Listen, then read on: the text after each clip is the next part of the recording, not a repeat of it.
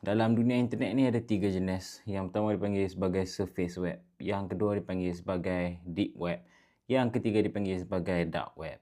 Surface web ni contoh dia macam Google, ChatGPT, yang mana semua orang boleh akses. Yang kedua ni deep web. Deep web ni merangkumi 96% daripada dunia internet.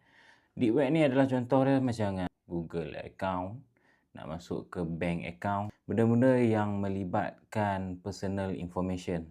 Ni dipanggil sebagai deep web, yang mana orang lain tak boleh akses melainkan kita sendiri. Yang ketiga pula dipanggil sebagai dark web. Dark web ni merangkumi 0.01% daripada internet.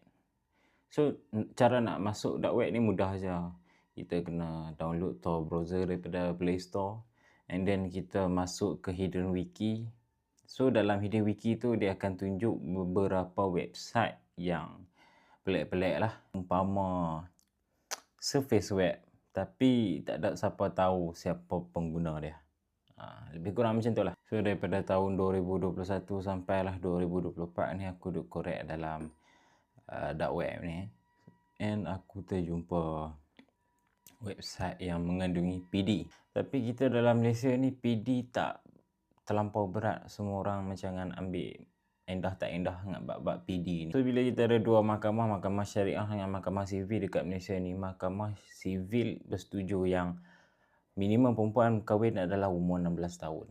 Tapi di luar negara 18 tahun ke bawah dianggap sebagai underage lah. That's why kita kat Malaysia ni tak berapa nak titik beratkan sangat bab-bab PD ni kan, underage. So lepas ni aku akan tunjuk video conversation, video chat antara PD, sesama PD di dalam grup. Ini chat ni diambil daripada TikTok crime, TikTok jenayah daripada USA. So korang tengoklah sini cara PD sembang macam mana kan.